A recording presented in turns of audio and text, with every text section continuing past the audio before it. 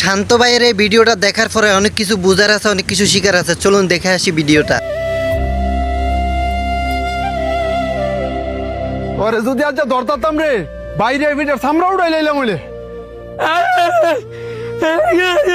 বুবার ঘরের বাবা আরেকদিন যদি খালি গাছের নিচে দেখমু তোরে গাছের লগে বাইন্দা ভিড়ামু।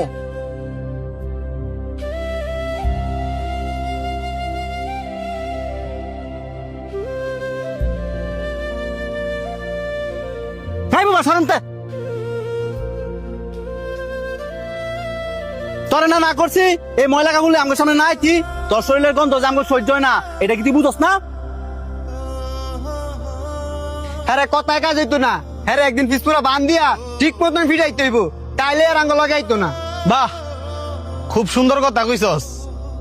হাই তোকে পছন্দ করে দিকা আর ভালোবাসা দিকে তো তোকে লগে আর তোরা কিনা কইতাছস হ্যাঁ রে ফিস মুরা বান দিয়া পরে ফিটাইবি।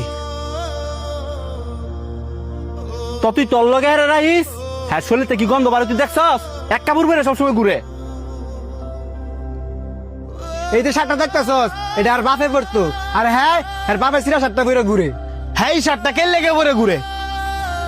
কারণ হ্যাঁ আর বাবার অনেক পরিমাণে ভালোবাসে।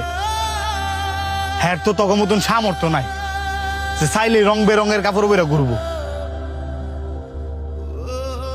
হ্যাঁ বুবা দেখা অসহায় দেখা তোরা কি হ্যাঁ মানুষ মনে করস না? এই যে হ্যাঁ মনে আঘাত দিয়ে দিয়ে কথা কস, হ্যাঁ কি মনের ভিতরে কষ্ট পায় না? এই তোরা কি জানোস না হ্যাঁ মুখে কইতে না পারলো কানে সবে শুনে।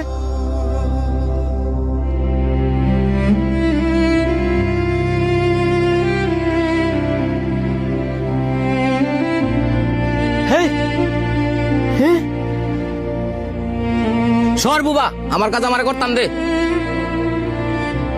কেডা রে আমার আম গাছের নিচে? কাকা ওই যে হ্যাঁ এই বুবাই হ্যাঁ না করার পর ওই গাছ উইটাল দিছে। বুবা তোরে আজকে আমি খাইছি।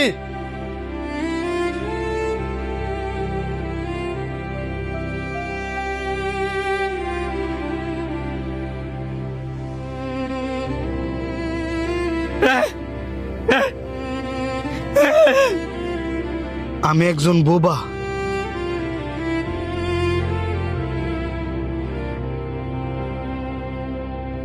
আমি চাইলেও কারোর সাথে কথা বলতে পারিনি। সবারই তো মন আছে, আমারও মন আছে। তার মানে এই নয় আমি বুবা দেখা আমার মনটাও বুবা।